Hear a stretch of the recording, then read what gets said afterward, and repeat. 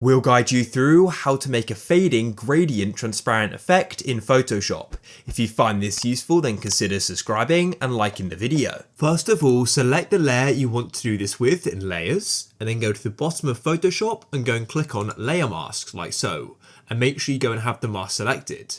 Now come over to the left to the toolbar and go and click on the gradient tool and go to the top and make sure classic gradient is selected, and then go and click on the gradient like so. And then what you want to do is come into basics and you can go and find the transparent option at the top here. And for this color on the left here, click on it and make sure the opacity is set to 100%, and come over to the right and make sure the opacity is set to 0%, and then go and click OK. Now choose the direction you want to go and fade it from. For me, it's the bottom. So I'll then click, hold and drag, and the more and higher you drag up, the more it's going to fade. So if you want it to be low, only do a short amount, just like so. But as you can see, if I then go higher, it then does a higher fade. It's that simple.